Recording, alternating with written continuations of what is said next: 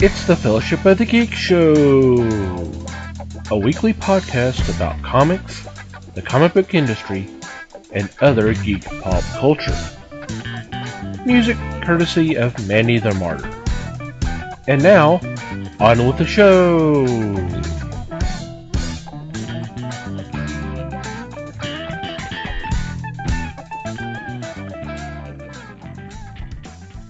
Hey everybody, it's the Fellowship of the Geeks podcast.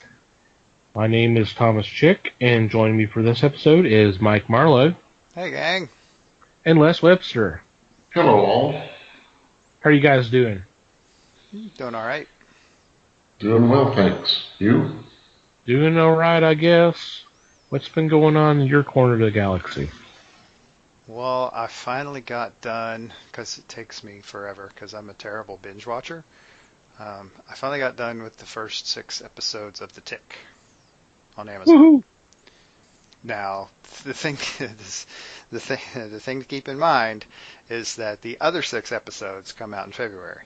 So this is what I've watched is not a complete season, which I actually didn't realize until after I watched them. So I got a little testy at first because one of the things that's maybe not a major plus for me on this is their tendency towards cliffhangers. It's a little frustrating. But anyway, beyond that, I actually really like the series.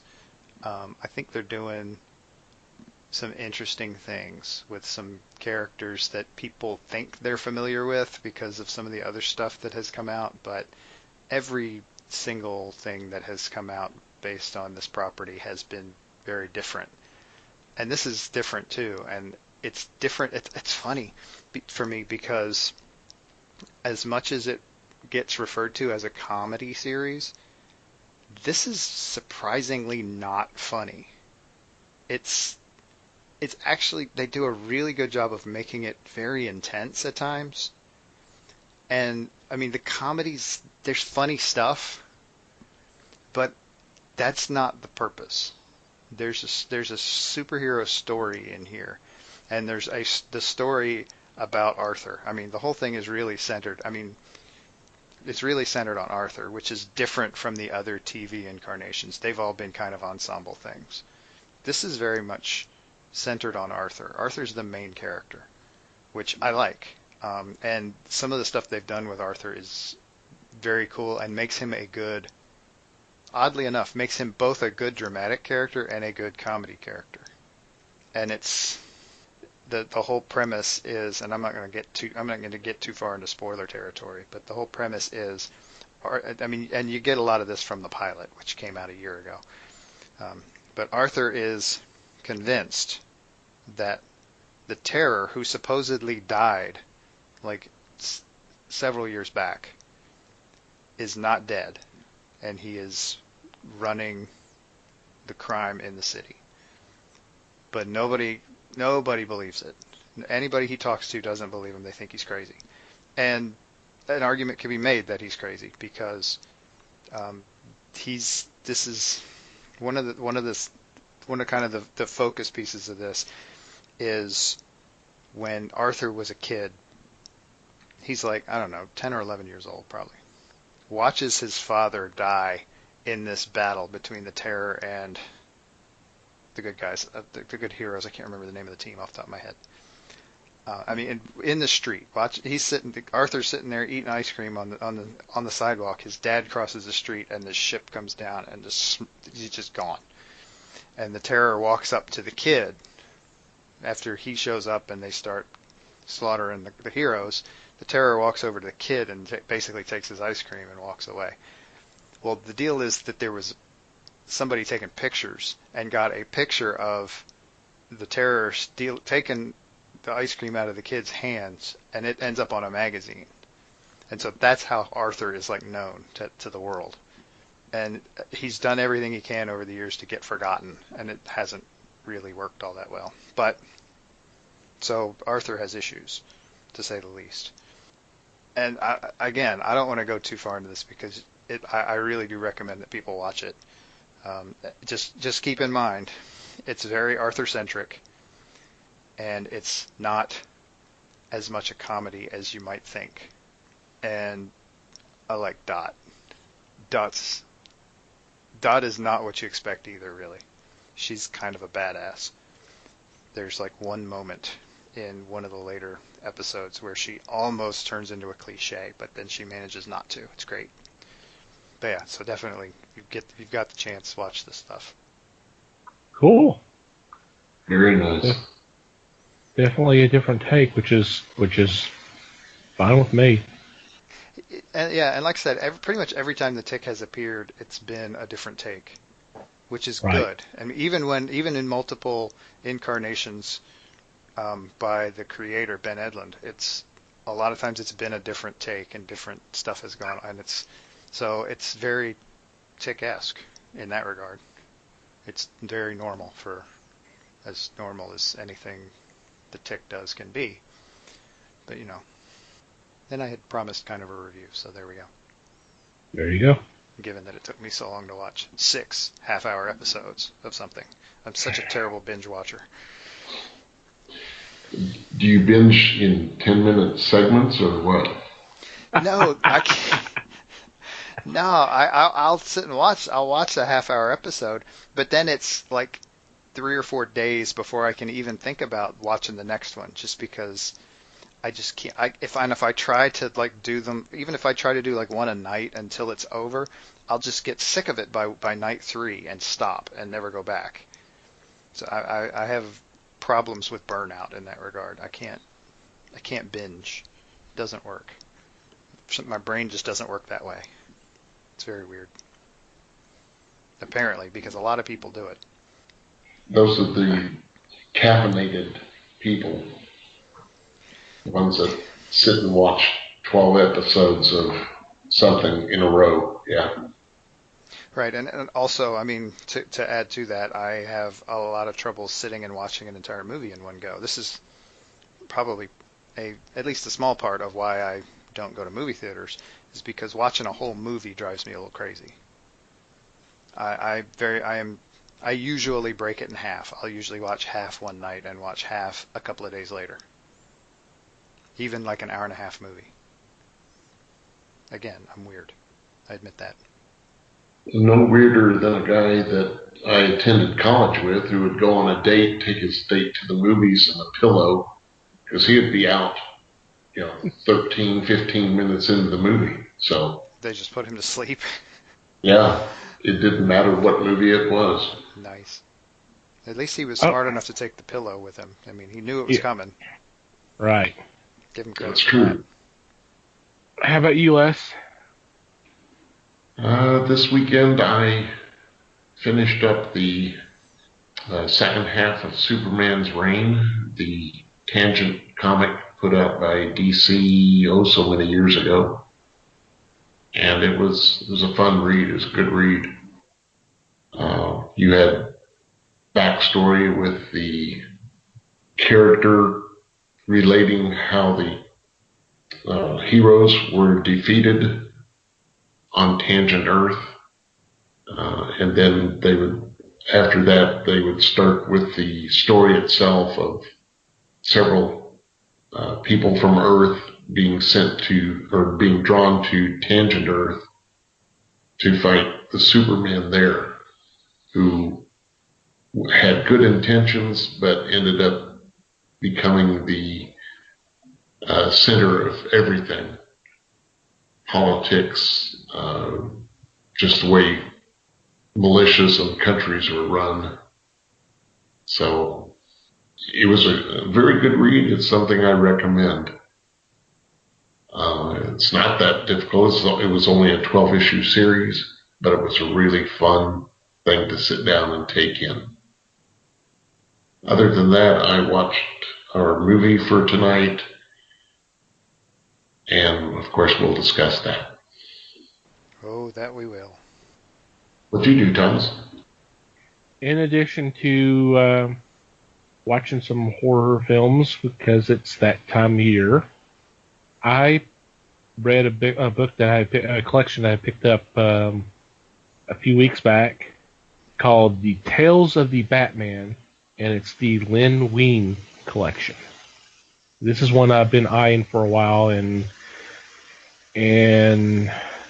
with his passing, I felt this was I should probably check it out and kind of reflect on some of the great stories he wrote. And obviously, this is all a collection of Batman stories, but the one that I was really, really wanting to read again, because I have not checked it out in forever, and I may be wrong, but I think this is the first time it's ever been reprinted, is the miniseries Untold Legends of Batman, which was put out early, mid-'80s, and it was just a 3-issue miniseries, but I remember just devouring it when it came out all those years ago. And so a chance to go back and read some of these stories I have, or I had from my previous collection, but a lot of them that I had not read before, so it was nice kind of to go back and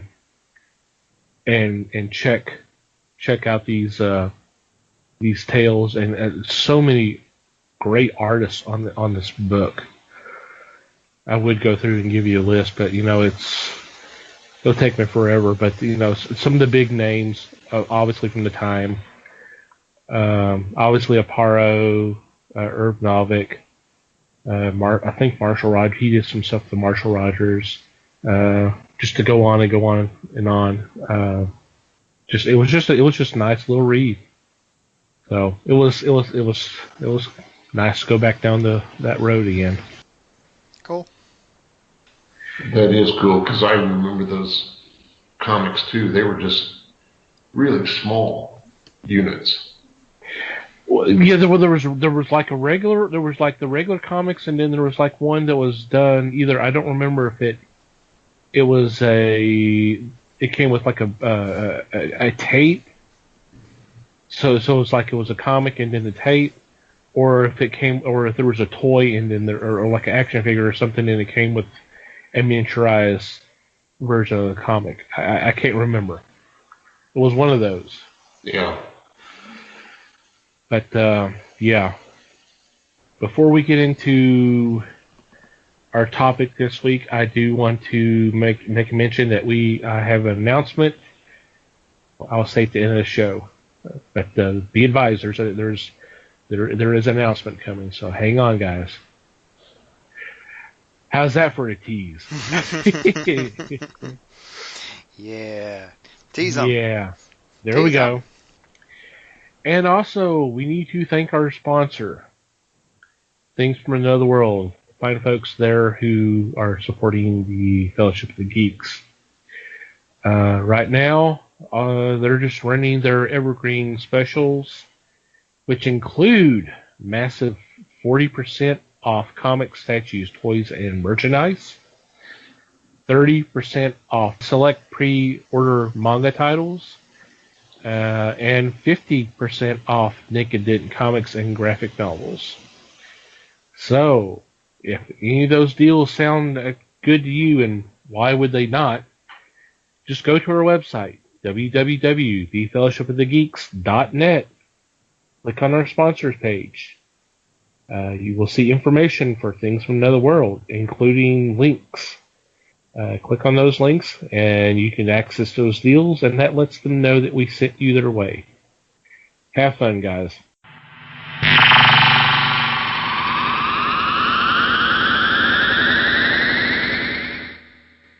Alrighty. Today we conclude our look at John Carpenter films with, what year was this? 2001. Yep. Ghost of Mars. A very interesting film. Obviously it takes place on Mars, and it's set in the 22nd century. And obviously there has been some terraforming, mining, and all that kind of going on. The government is a matriarchal. Is that how you? Yeah, matriarchal. Yeah. Society. So, but someone has uncovered these spirits, and let's just say fun starts from there. Is that kind of vague enough?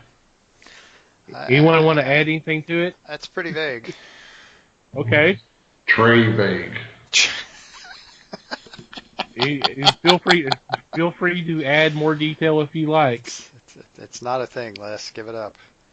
Mm. You're not going to make Trey happen. Oh man.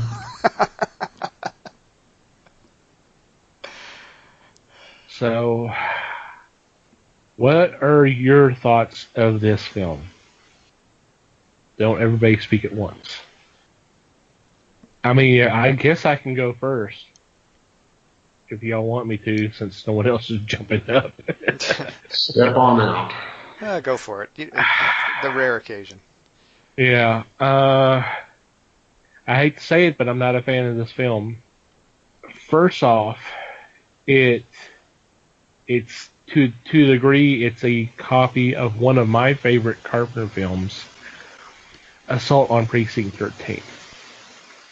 Which, if you're not familiar with that film, and I advise you to see that one, don't see the remake that was done several years later with Lawrence Fishburne and Ethan Hawke. I liked them as actors. I wasn't interested in seeing that version of the film.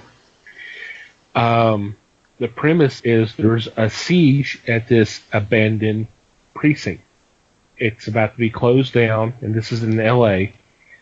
And for reasons I won't go into because you really need to see the movie, it's being attacked by members of a gang. This seems a lot like that. You just have the sci-fi and horror aspects added on. I mean, it's right down to one of my favorite characters in Assault on Precinct 13 is Napoleon Wilson, who is a dangerous criminal, but is a smartass and makes you and has a lot of great funny lines. And in Ghost of Mars, you kind of have that in the Desolation Williams, which is Ice Cube's character, except for he's nowhere near as funny. He doesn't really have the funny lines as much, but it's kind of that same principle. It's just so that kind of turned me off. It just seemed a little confusing at points, and the flashbacks. I know the flashbacks were supposed to help, but it just didn't seem to work as well to me.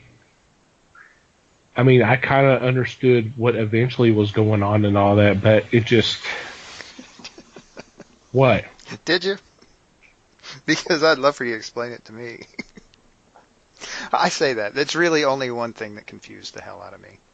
Okay. At the very end. It just didn't make any sense to me at all. The Han Solo ending? Yeah. I mean, that was just like from the end of A New Hope. I'm not going to let you take all the credit. You know. And it would have been fine if they had actually put a line like that in there. But I didn't get that. It just seemed I didn't. There was. It wasn't like they actually. I don't know. That threw me. I mean, admittedly, it waited until the very end to throw me out of the movie, but it threw me out of the movie completely. It just didn't make any sense to me at all. I didn't see any purpose to that scene. I think it would have made more sense for her to run out of the hospital, grab a weapon, and start shooting by herself. That would have made more sense. Yeah, you wonder why he showed up in the city. Right, knowing the city that he had gone way out of his way to avoid going to. Right. Yes. And like mentioned several times, he wasn't going back. He wasn't going back. I'm not going to the city. I'm not going to the city. And then at the very end, he's in the fucking city. Apparently just waiting for her so they can go kick ass together one more time. What the hell is that? I mean, come on. This was not a buddy movie. No, it was not. And if it was a really poorly done one. I didn't. Thomas, I'll tell you, I'm surprised that you had that attitude about this movie, because I didn't have an attitude that high. Okay. This, I'm sorry, this was a POS from start to finish. Instead of the assault on precinct, Yeah. this reminded me more of Escape from New York. Let's send them in to get the president. Let's send them in to get the criminal. And then all hell breaks loose. I thought it was real weak. It's funny you should mention that. Okay. Because I read something online that suggested, and I don't know that I trust the source, but they suggested that this movie was actually written as a third Pliskin movie. And then when Escape from LA tanked, they changed it up. They were like, okay, no, we're not going to do another Pliskin movie. So then what script they had was retooled to do on Mars. Or actually, it was supposedly going to be on Mars already. It was retooled to have new characters who really weren't that different, to be honest. It wasn't retooled much. Yeah, I read that somewhere too, and it's obviously what they were planning for Pliskin was changed somewhat into the Ice Cube role, but it's which I'm sorry. I mean, it wasn't. No, yeah, it was not a good idea, and it wasn't really executed that well. But it does make sense. Yeah, it's like a very, very ham-handed combination of those two, of the Napoleon Wilson and Snake Plissken. Yeah. It's like. Thank you. I couldn't remember Napoleon Wilson. I don't know why I couldn't remember that name. I almost blanked on it too, but anyway. You're way more familiar with that movie than I am. I've seen it once. Did you want to rail on it some more, Les? Oh, I'm building it up. You guys go ahead. Okay. So yeah, I think my kind of feel for this movie is somewhat in between you guys. It was not good. It wasn't horrifically awful. I mean, I think that's where Les is ranking it, is way down there. I didn't think it was that bad, but there were a lot of things that just wasn't. This is another one of those, and I'll go ahead and compare it to Prince of Darkness. This is another one of those Carpenter movies where I think he was forgetting to direct somehow. He wasn't really telling anybody what to do. So they show up with a mediocre script and just sort of go nuts. I mean, you almost didn't need a director for what was done, for what this ended up being. Kind of like Prince of Darkness. I think the script was better than Prince of Darkness's script because, again, you've got the hacked together version of two other movies that individually worked better than they did put together. So there's sort of that. There's a little better script involved here, and maybe a little better talent. I for one, I agree completely. I'm not sure what Ice Cube was really doing in this movie. And it's funny because I also read something that said he didn't exactly enjoy the experience. He didn't like the movie. Why he actually did it, I have no idea, but he could have brought something to that character if he tried. Yeah. I mean, and I am granting that Ice Cube may not necessarily be an Oscar-winning actor, but he could have done more. Maybe if he had been directed. And there's just that sense that, I mean, at least there was a plot, even if it was a tired one, that we didn't have with Prince of Darkness at all. So there was sort of that, and I mean, some of the effects were pretty cool. The whole premise with the ghosts thing was really far-fetched, but I mean, that's where you're getting the sci-fi from, I think. And you're talking about sci-fi horror. I kind of didn't see a lot of horror in this, other than the bad guys were ghosts. They were almost literal supernatural creatures. If that's what counts as horror, then fine, that's horror. But there wasn't really anything horrifying about this movie, as far as I was concerned. It was straight up action. And it was pretty decent straight up action. I mean, Jason Statham, an action star. And this is early Statham, but Yeah, this is early Statham, where no one knew who he was right. at the time. But and his character was a complete asshole. But Yeah. he was just a rancid stereotype.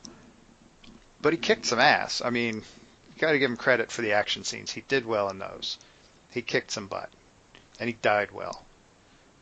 Spoiler. But anyway. So yeah, there are some talent here, and it's frustrating to see it not doing anything. I mean, Natasha Henstridge, I thought actually did a reasonable job of acting in this movie. But again, it could have been, it so very obviously could have been better. It didn't have to be as bad as it was. And I mean, I guess we can blame a lack of direction or whatever. And honestly, clearly the script was weak. That said, I mean, I'm not going to rate it as low as Les is, I think. We'll see we'll see when we're done, but. And Les is glad to hear that. I mean, I wanted this to work. I was kind of looking forward to it, but on so many levels, it did not hit me as a fine piece of cinema. It really, I mean, it really watches, for me, it watches like a movie that somebody came up with a really cool title and then made a movie. And tried to make a movie that had something to do with that title. But there really wasn't a whole lot of other effort put into it. Just kind of across the board. And it's kind of sad in a way. I mean, like I said, there's some decent action scenes and there's some cool effects, but there's not really much holding it all together. Not much in the middle. Yeah. So, you probably wouldn't be surprised that there's only been one other Carpenter film since this one.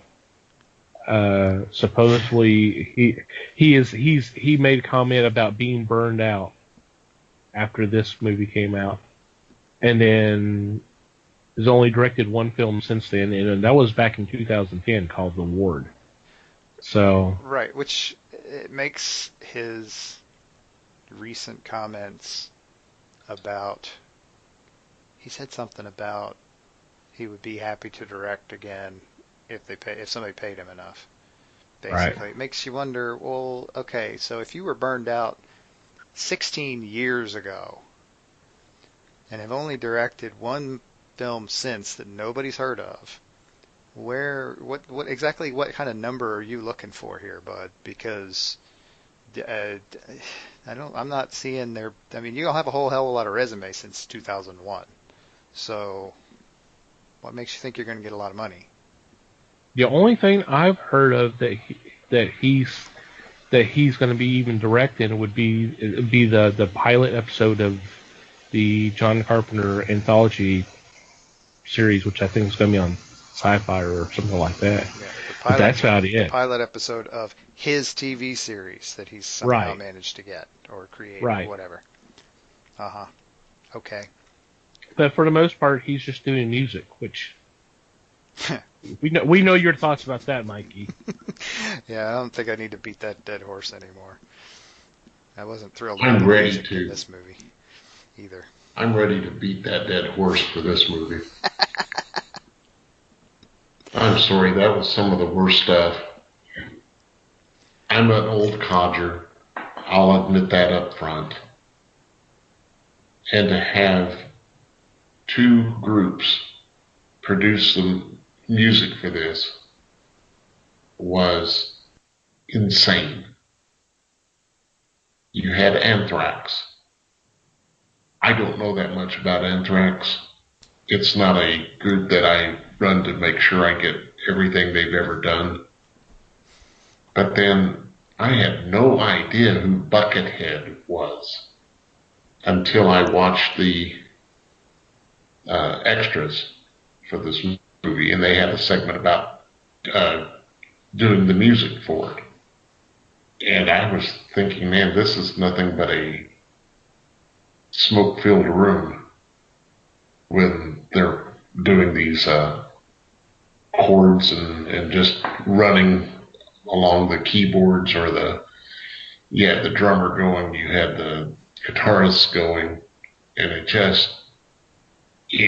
that would have thrown me out of the movie right away if I'd known that this music was going to be so blatantly weird.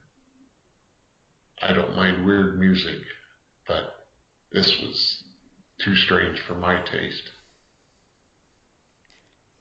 Yeah, I would have rather it been a little more traditional metal. If you're going to go metal, go metal. Don't go weird metal fusion thingy, whatever you want to call it. It didn't, yeah. Wasn't, I mean, I got no problem with metal. I'm fine with Anthrax, but I would have rather have had just straight Anthrax. If you're going to do that, if you're going to go like that with the music, you're going to make the music part of the experience in that way, then do it, and don't try to do other stuff. Don't try to make some other statement. Stick with one style and go with it. I can't remember the music. That's just how it had an effect on me. It just was not a factor. Right. You're not even. I mean, the upside there is that the action scenes are actually good enough that the music doesn't destroy them. Mm-hmm. It does not lend anything. I mean, it's not even good at lending chaos to the action scenes. If you're going to do that, that's a way to do it. But it didn't even do that. It wasn't. Anyway, tired of railing about the music. The music does not deserve this many words. Trust me. Okay, let me ask about the action then. Okay, action. There were two things that I noticed in this that I just shook my head. First was the scene where, what was the character's name? Mr. Mars, or the head of the infected group? Big Daddy Mars. Yeah, Big Daddy Mars. Yes, thank you. Okay, you've got Ice Cube and Natasha Henstridge in a room. They have just escaped a horde of these infected people. They get into the room, they lock the door, then they put a canister of flammable liquid next to it. And as they're backing away from the door, Big Daddy Mars comes through the ceiling, and that's okay, but for one, you could tell he was on a cord when he came down because he landed so awkwardly. Yeah, he was in a harness, no doubt about it. But then they fought him, and as they decide that they're going to run away, she turns and fires into the canister, which goes up and engulfs Big Daddy Mars in flames. Okay? Mm-hmm. They were backing away from the door where the canister was. Big Daddy comes down, but he doesn't land between them and the canister originally. He lands in front of the other door. The fight ensues, and he is standing in front of the canister. The canister didn't move. but somehow she blasts him with the pistol that ignites the canister. And when I saw that, I went through that like 6 times going, no, he's not in front of that canister. Until she blows it up. You say that canister didn't move. How do you know it didn't move? Maybe I there know it was was on another. Mars. It could have. Maybe there was another canister. Mm. I don't know, man. I'm not saying it all made sense. I'm just saying the action scenes were pretty decent overall. And if I may, the other action sequence that bothered me was Natasha Hendrich's character fighting a guy. She has just come out of a coma-like state, and she's running across this street of this dirt city, and a guy appears and they fight. See, And if you watch this, that would have been a totally better title for this movie, Dirt City. Dirt City. Maybe so. Anyway, Ghosts of Dirt City. But if you watch, it's choreographed. I understand that part. But it is poorly choreographed. Her punches to him are so freaking slow. He could have gone away, made tea, come back, set up a seat, drink the tea, and then the punch would come. It was worse than watching wrestling. To me, it was that far out of sync, and it shouldn't have been. And there go all our listeners who are wrestling fans. But anyway. And I apologize for that, folks. I too am a wrestling fan, but this is very poorly staged, and it was sad to see it happen. Yet that was definitely not the best action scene. But yeah, and I mean, generally, some of the people involved in this were clearly better at the action scenes than others too. But and again, I mean, we're talking about a pretty flimsy plot, so we're not every scene is going to be a winner. No. And yeah, and that was a weird.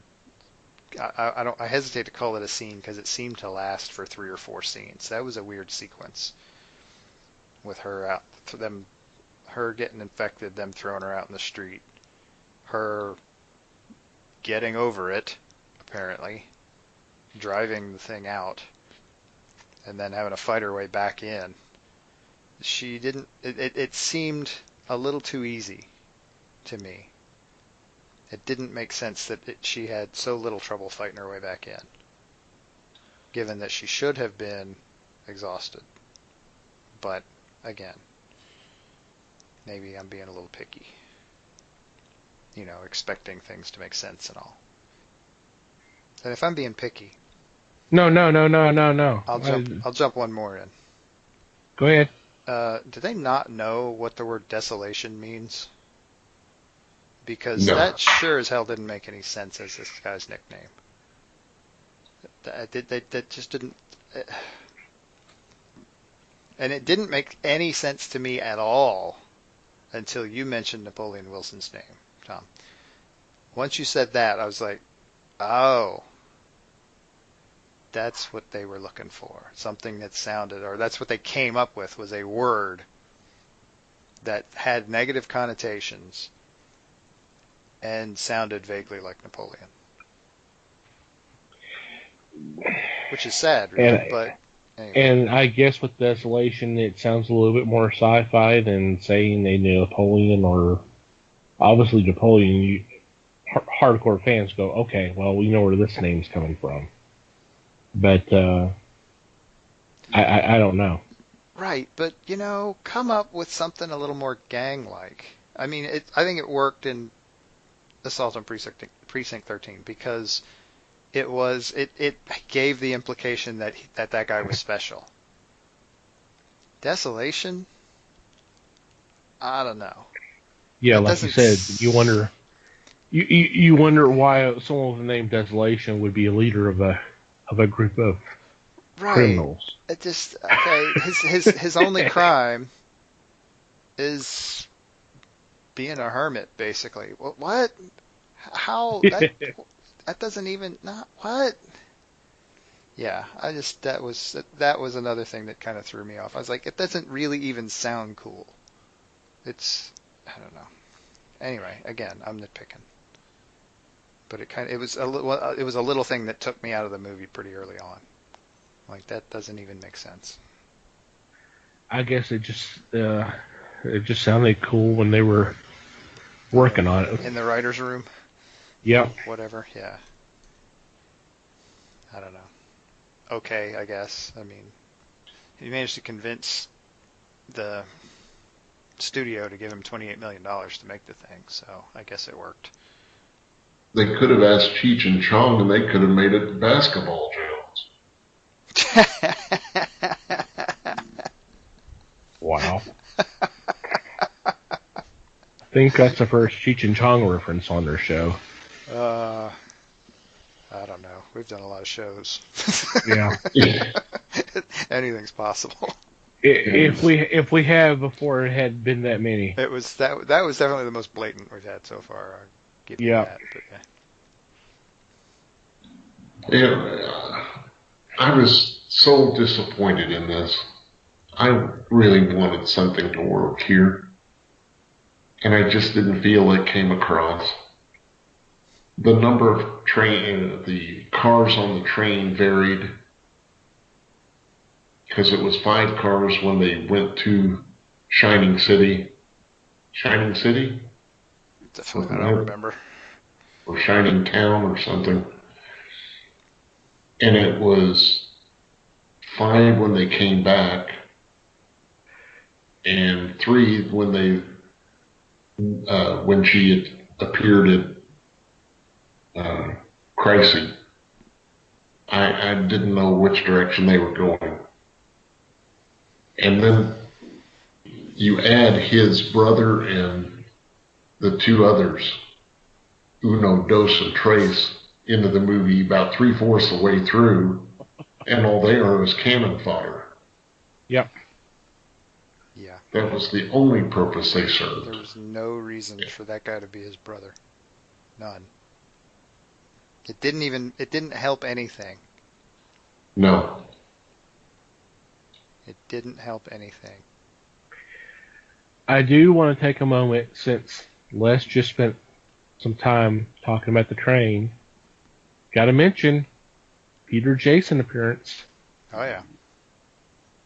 Mm-hmm. Possibly the best performance in the movie. Mainly because it lasted about a minute and a half. But anyway. I was about to say, what about Robert Carradine? Yeah, hi Robert. It's nice to see you again. Come on in. You're gonna get put in all this makeup, and you're gonna sit in this jail cell and act crazy. Something like that. He was in the train. Yeah, he was actually the co-pilot, or whatever you want to call him. Oh, okay. I got the wrong guy in my head. Yep. I was thinking of the crazy guy in the jail cell. But anyway. Yeah, he didn't last long either then. No. Because nobody on the train lasted long. Understandably so, too. I mean, yeah. And I apologize up front. But up front, he says 40 minutes in. Robert Carradine's throwing arm is not real good. He was throwing bombs from the train and couldn't get them 15 feet. He hit everything he threw at, if you believe the cut screens. Yeah, that's it. Yeah, it would be good if you've got a throwing range that will get your thing actually off the camera, out of the shot. But anyway, it's like the guy that throws the frisbee for his dog in the commercials. Now that guy I want on my team. Because that guy was throwing across the city and into the arena for his dog to catch a frisbee. And we're driving through the frickin' city. Oh, not just driving, they're like speeding. They're like zooming through. Yeah. Yeah. Car commercial science would be an interesting topic to do sometime. But anyway, that would require a lot more research than it's worth, probably. Yeah. Definitely. Alrighty. What about you, Thomas? Anything more? We've been kind of hoarding the conversation here. No, that's okay. I think everything's been said pretty much. I guess, want to take a couple moments to mention that Joanna Cassidy was in this film as well. Yes. Mm-hmm. She's done better sci-fi, but...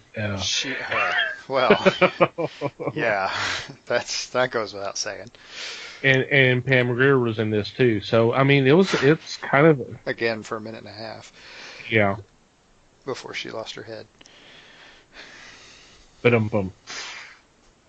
think the person that had the best fighting skills shown in this movie was one of the rookies, the female rookie. Yep. She kicked a little ass. She did, and I was impressed with that. It's just a shame that no one else could keep up with her. I don't know how much other action movies she's done either. It's funny because when I went back to watch this, I recognized her from Identity, the film Identity. She was in that. She was also in The Faculty. Mm-hmm. So she's done some stuff, but I just it's another one of these where it was just early in her career. Mm-hmm. But I liked Identity. I mean, it wasn't the perfect film, but I like Identity. We may have talked about that one day. I don't know that I remember that one. There's one about the 10 strangers at the hotel in the middle of nowhere. Oh, yeah, I remember you telling me with John Cusack and Ray Liotta. Yeah. Or Liotta. Yeah, I don't think I've seen it, but I remember you talking about it. Yeah, I may have to let you borrow that one. That'd be cool. If I can find it, it's here somewhere. Alrighty, well, you have any final thoughts before we do our ratings? I think we beat this one pretty hard. Yeah, I think I don't think the horse is going to be reanimated. Yeah, there's not really enough left of that corpse. Yeah, I'm just going to say stay away from this movie. Yeah, I think my rating for this one would be 4 out of 10. It had ideas. I can't say it had great ideas, but it had ideas, and it didn't really deliver anything on them. Yeah, I'd probably say 4 as well. Yeah, there was some potential. I mean, just the spirits of alien race from the past. It's kind of an interesting concept. That's not something that's really been. I can't think of it being done before. So they could have done. Something could have been done with it, but they didn't. But they didn't. Right. They just sort of stuck it out there. Like I said, it was a title. Yeah. Les, you rated an 8. I know you did. I was thinking about a 9.8, but that was before I watched the movie. Yeah, it's a good title. I mean, I'm telling you. But after that, yeah, I agree with Mike. Some of the effects are really good, especially the miniatures. I thought were pretty well done. But as far as the rating goes, wow. Maybe a 3, if it's lucky. but it's definitely not driven by the music or most of the acting. It's mainly driven by some of the effects and the pseudo fight scenes, I guess.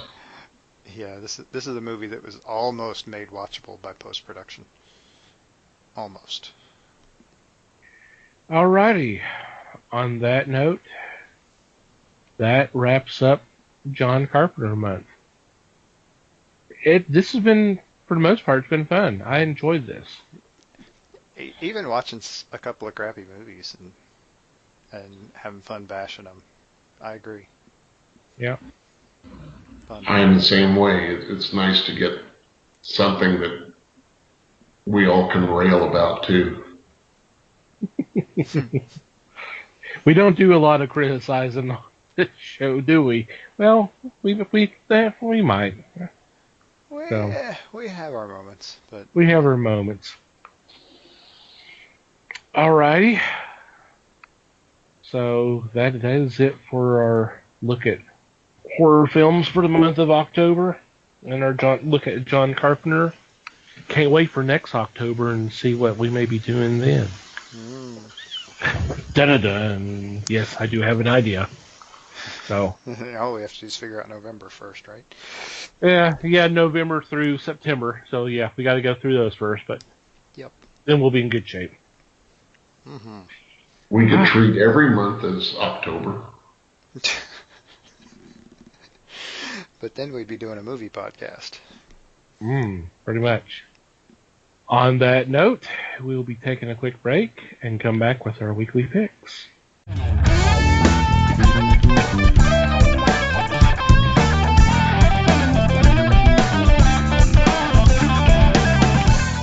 And we're back. It is time for our weekly picks, and this week, Les leads off. My first choice is from DC Comics. It is Batman White Knight #2.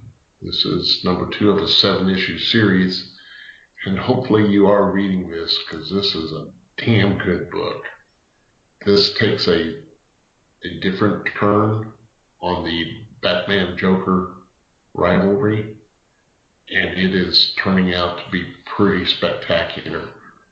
I'm really impressed with the idea of the Joker becoming a sane person and the public deeming Batman unworthy of running around doing what he pleases because of the brutality he is showing toward the people that he apprehends. Please do get in on this because this is a good read and it's going to be a fine series.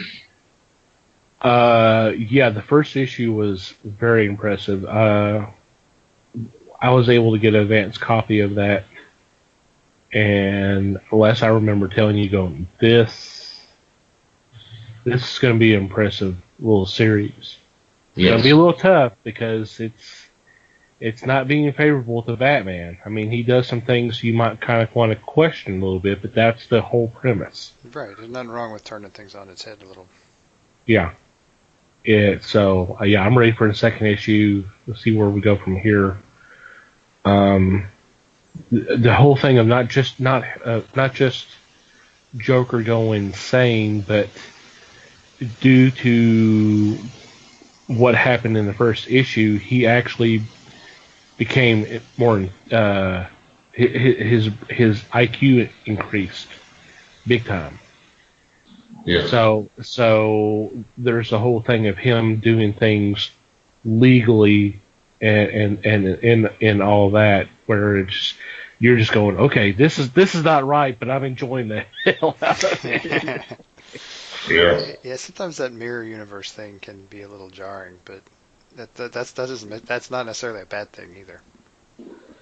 Right. So very cool. I'm up next. And for my first choice, I'm going with Marvel Comics. And it's called Power Pack. It's issue number 63. This is one of maybe a half dozen, basically one-shots of old series.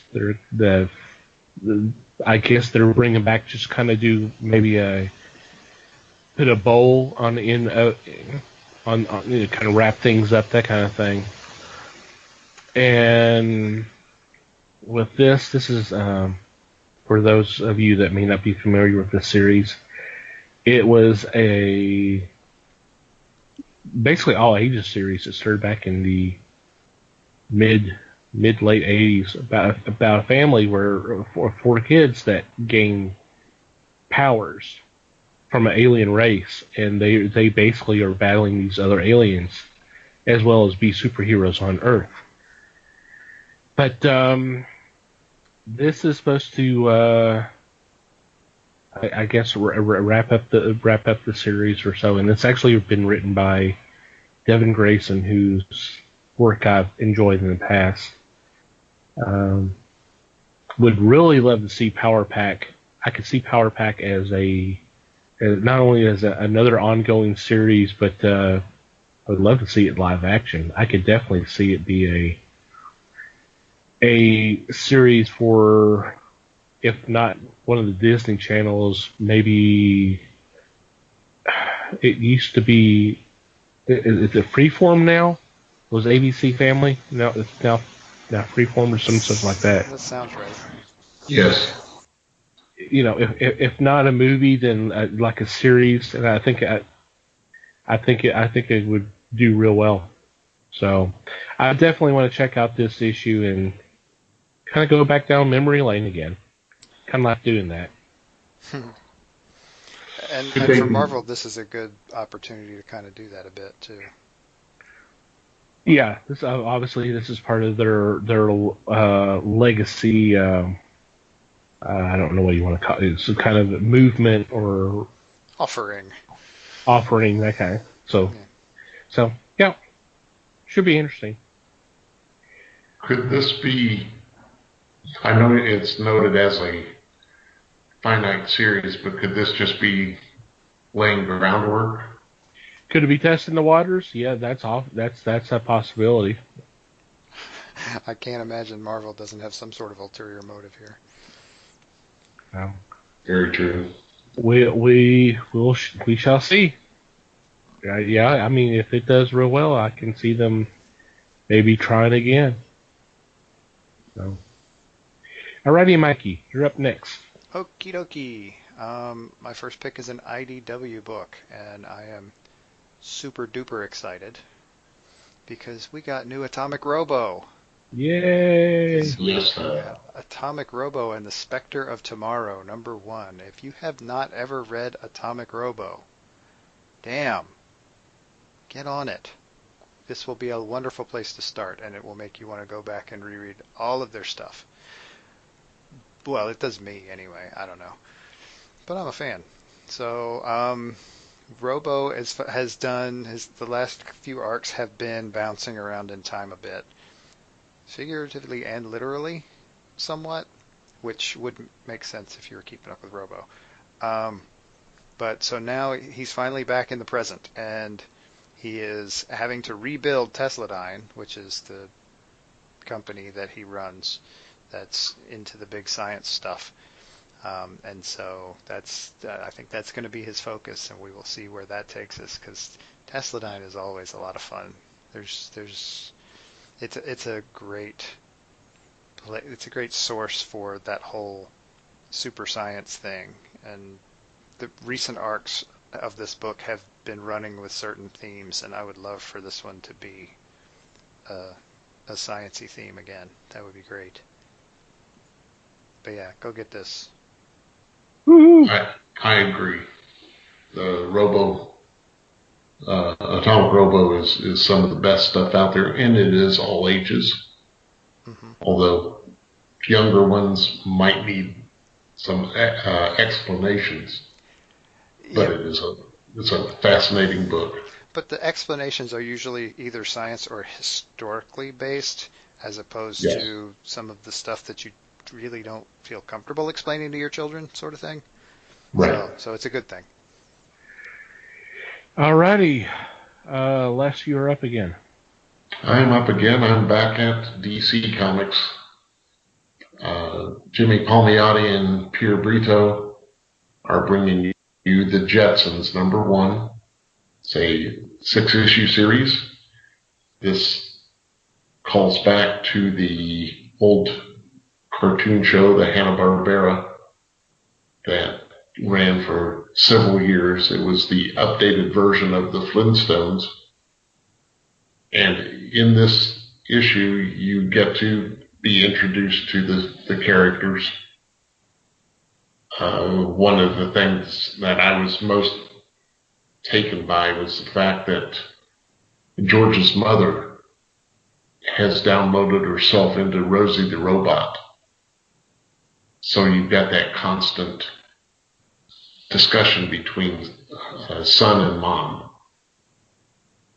And I've got a feeling that, once again, that this is going to be a dynamite series, especially with Palmiotti at the helm for it.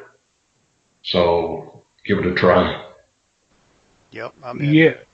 Yeah, if Jimmy's involved, it's going to be fun. Mm-hmm. Totally down for this.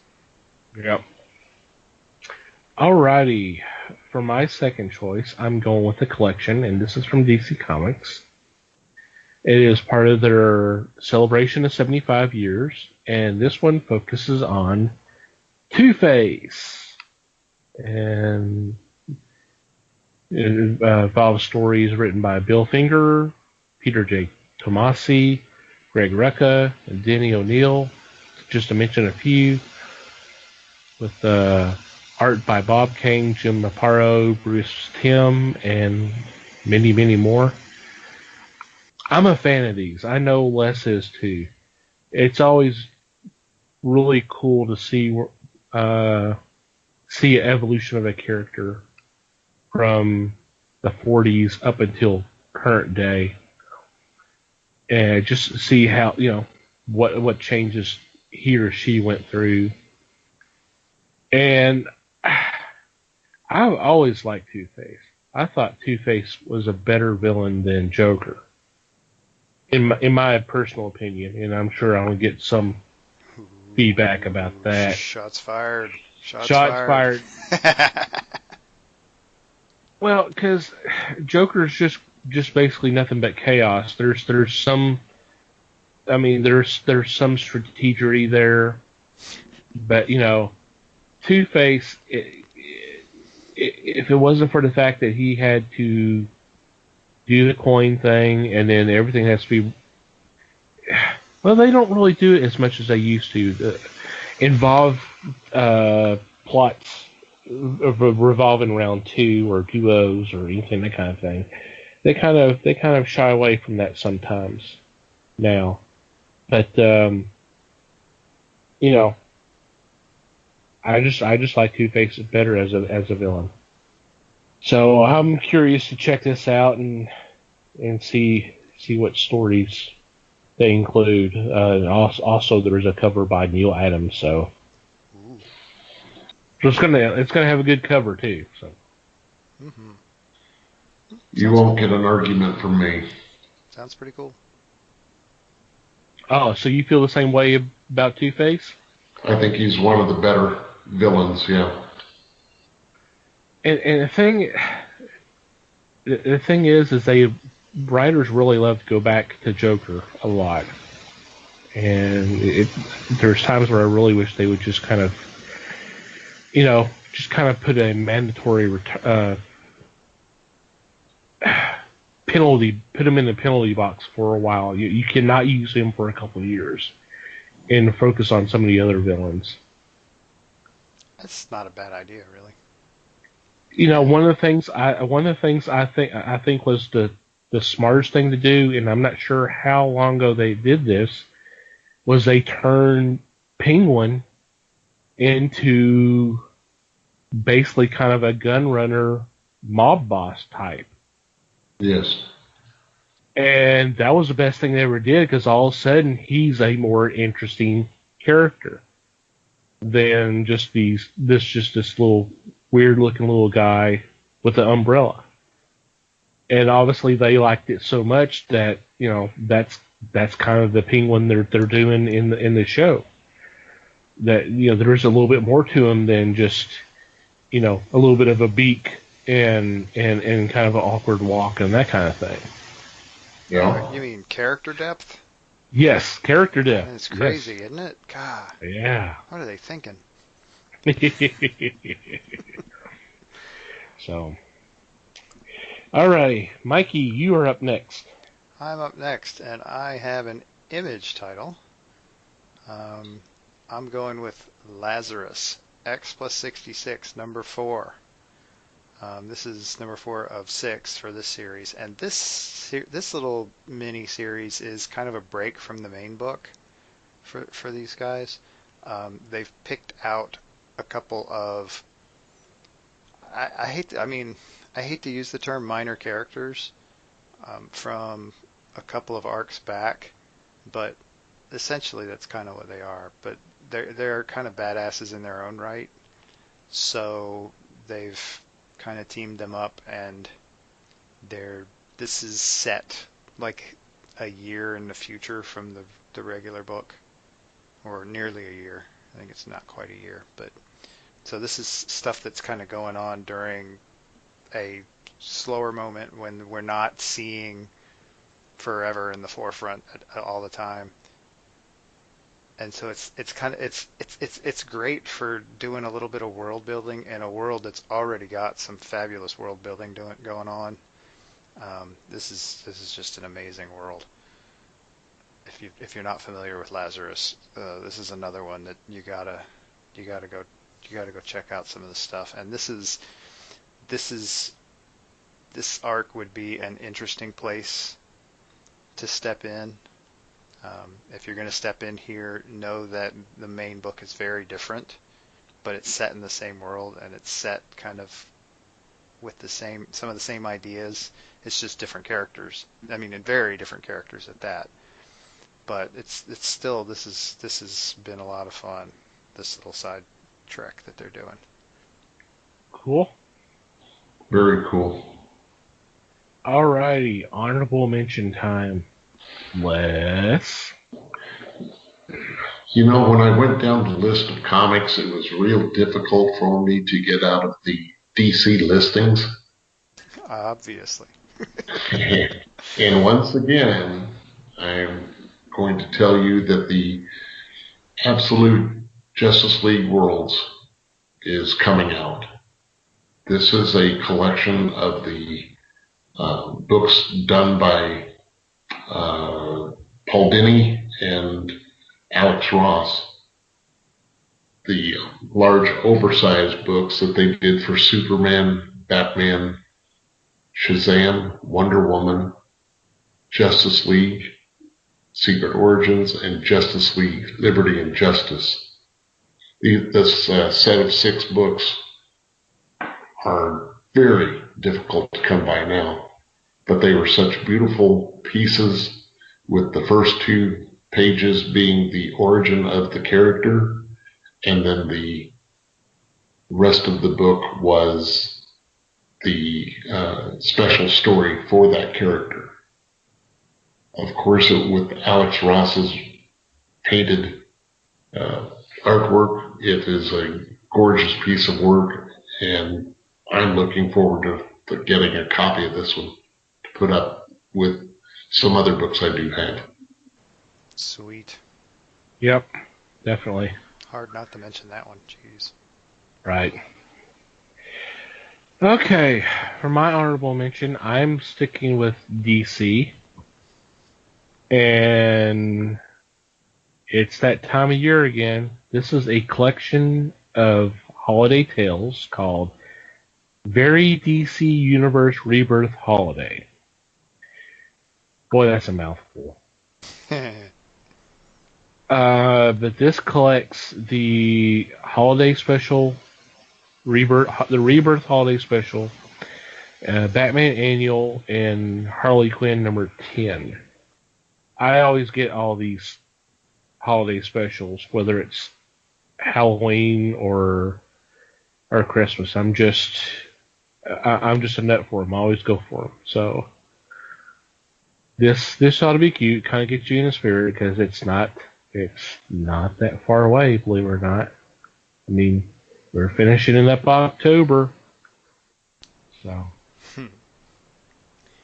Yeah, October. and There's a whole other month in there, you know. yeah, but a lot of people. The fact that there's actually a network that's going to start showing Christmas themed movies the Saturday before Halloween, so you're talking the 28th. That's uh, that to me that's sacrilege, but that's another show. I don't think there should be anything Christmas related until say Thanksgiving night. It just seems like there's just this big movement of not really acknowledging Thanksgiving anymore. I'm like, okay, that's fine. Then give up the 4-day weekend. Yeah, it's like they're just Whoa, trying to whoa. make it. Yeah, let's not get crazy here, but it's like they're trying to just make it part of Christmas because I mean, Christmas is. I mean, the whole Black Friday thing. It's turned into a whole Black Weekend thing, and now they're starting to inch forward into Thanksgiving. Like I said, Thanksgiving night, and places are opening earlier and earlier on Thanksgiving, Yeah, and it's just going to completely absorb it soon, and then there's really not going to be anything stopping it from taking over all of November. well, I mean, it has. I mean, there's some stores that are open Thanksgiving Day, and I'm not talking about say a grocery store or a pharmacy. We're talking a major retailers. Oh yeah, Although I they're did, they're opening at like 4 p.m. or something. if not earlier, Hmm. but it's crazy, man. It really is. So screw that. So, I'll stay home and order shit online. there you go. Way easier. Beat the rush. Damn There you right. go. Unless it's comic related, then you need to go to your local comic book Oh, store. And absolutely. I do that all the time too. right. Okay, Mikey, I believe you are up next. Okay, and because it's me, we're gonna get off this freaking DC kick. No, I joke. DC's great. I like DC, but I'm going with a Dynamite book. This is Betty Page, number 4. This is actually the end of this story. So this is if you haven't gotten into it yet, it's kind of a cool little glimpse into kind of a 50s weird spy type story. It's a little it's kind of hard to categorize. It's difficult to categorize. It's very kind of it's got a very strong sense of like the weird stuff from the 50s, like weird almost sci-fi horror-y type stuff, but it's not really a sci-fi horror story. It's more of a spy story. And it focuses on Betty Page, obviously, who is the queen of the pinups, um, which is an interesting choice to say the least. But it looks really good, and the story is kind of just strange enough to keep your interest. It's a little weird, but it's fun. It's just been a really fun series. So this is your chance to go back and grab the first 3 as well before the end of the whole show here in issue 4. I would it would be interesting to see this continue somehow, but I don't quite know how that would work. I guess you could just do it like a year later and have a new story that's just weird stuff happening to Betty Page again, but it's kind of cool. I know Les is digging the series. Yes. Um, I read the first issue and I liked it, but I'm so little far behind. But it was definitely different, but a fun book. Yeah, and I kind of hate to say this after plugging it as go get issue 4, but this one will be interesting and maybe make a little more sense to read in trade. I mean, I admit I'm a trade guy anyway, but I try not to try to sell that too hard sometimes because buying individual issues is important to the industry. But this is the kind of story that, yeah, I actually when I read the first issue, I was like, huh, okay. the second issue made it all make more sense. The second issue made it work. And then the third one was just absolute fun. So number 4 will be cool too. Yep. Alrighty. Any special mentions or shout outs for this week? I actually had something I was going to throw in real quick. Okay. And you guys, you may even, hope I'm not stepping on toes here, but this show will drop on the 29th, which is obviously right before Halloween. And if you have not thought about this, possibly instead of handing out nasty old candy, check out your local comic shops, because a lot of them are selling reasonably priced and handily bundled comics that you can give out to the little children's when they come knocking on your door on Thanksgiving. Jeez. On Halloween night. Jeez, now I can't cut that out. But anyway, so it's just a thought. It's something. It's a fun way to give them something other than a momentary sugar buzz. It gives them something that they might actually read and maybe enjoy, and then maybe want to go visit their local comic shop themselves. So it's just a thought. Hear, hear. I shouldn't say anything. Go ahead, Les. I was just going to say that was a good idea. I think it's a fine thing to do. Well, I was going to... Says a guy who does it every year. But anyway. Yeah, that's what it's about to point out. And I'm surprised Les didn't say anything, but he's usually not one of these that kind of pats himself on the back. But Les has been handing out comics on Halloween for years. And as far as we know, there are still kids coming to his house. So, that's a good thing. Yep. Not as many leave, but yeah. Yeah, it's a great idea with the poly packs. There's 25 in each package, and they range. They're all from different kind of sources. And even if you don't want to do that, a lot of the local comic book stores may have some books that are only $1 or maybe even less. Hey, just it's a great idea. Hand out comics instead of candy because they'll last longer. And yeah, kind of introduce the joys of reading and that kind of thing. So yeah, good thing. Thank you for saying that, Mike. Les, do you have anything? No, nothing from this post. Okay. Well, on that, go ahead and wish everybody a safe and happy Halloween. As Mike pointed out, that our shows usually drop on Sunday, which would actually be the 29th.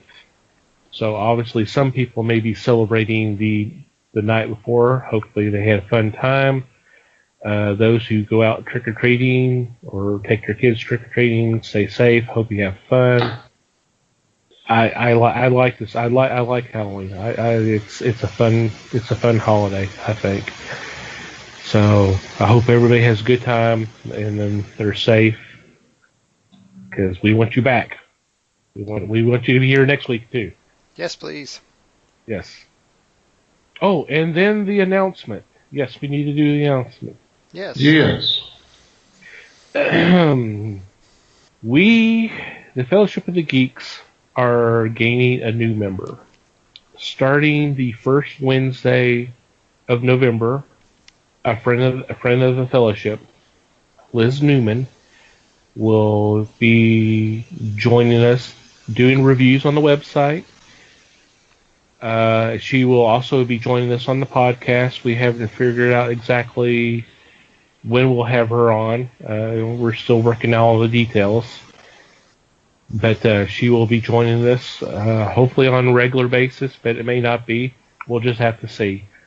But Liz is a good friend of Les and mine. She has a passion for comics. It's always fun talking comics with her.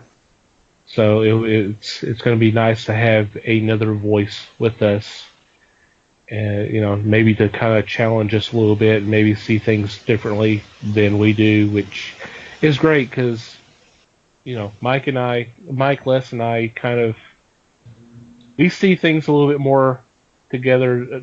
We agree on a lot of things, but there's some things we don't. It would be nice to have a different voice that may not feel the same way you do. So I think it's gonna be interesting dynamic. So I'm happy and excited to have her on board, and hopefully y'all will make her feel welcome as well. So, well, we'll do our best. Well, I'm talking about the audience. I'm not talking about smart ass. Alrighty. Let's go ahead and do our regular shout outs. First off to Manny the Martyr for the music for our podcast. Some great music by a great bunch of guys. Definitely go check them out. We'll have a link in our show notes, and obviously we'll have something on our podcast page. If you go to www.thefellowshipofthegeeks.net and click on podcast page, you'll see their logo. Just go check them out. Thank you guys very much. Second of all, I want to thank the fine folks that make up the Potter family on Twitter for spreading the word of the Fellowship through retweets. I'm starting to get a little bit better. I'm working on it, but Mikey's been doing the lion's share of returning that love, and I apologize. I need to do better. But if you're looking for a podcast, it doesn't matter whatever you're looking for. All you need to do, just go to Twitter and just do a search, hashtag Potter Family. That's all one word. And have fun. You'll find something you'll like. Whether it's something you were actually looking for or not, you'll find something good. And finally, you, dear listener, thank you for downloading and listening to today's episode. We appreciate your support for previous episodes as well. We always value your feedback. If you have any questions, comments, complaints, suggestions, whatever, please feel free to contact us. There are several ways you can do that. You can go to the website and click on the About Us tab, and there's a contact form which you can fill out. You can also send us an email, and that is at email@thefellowshipofthegeeks.net. You can contact us through social media. We are on Facebook, The Fellowship of the Geeks, that's all one word. And obviously we are on Twitter, @Fellowship Geeks. So feel free to follow us either places. Mikey and I have our own personal Twitter accounts. Mike is at Mikey Geek, and I'm at Tom TC Geek. Feel free to follow us. And from wherever you download or listen to our episodes, whether it's through iTunes, Google Play, Stitcher, YouTube, and now iHeartRadio, feel free to rate us. And if you have a couple extra moments, review would be awesome as well. Did I miss anything? Nope, I think you pretty much got this down. Yay. Any final thoughts before we say goodnight? Just thanks, everybody. Same here. Thank you very much. Thank you for listening, guys. It's very much appreciated. Once again, happy Halloween. Have fun. Stay safe. Love you guys. Until next week, read more comics and support your local stores.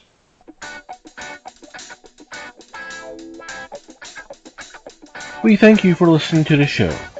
Comments, suggestions, and questions can be sent to email@thefellowshipofthegeeks.net. You can follow us on Facebook at The Fellowship of the Geeks and on Twitter @Fellowship Geeks. Until next time,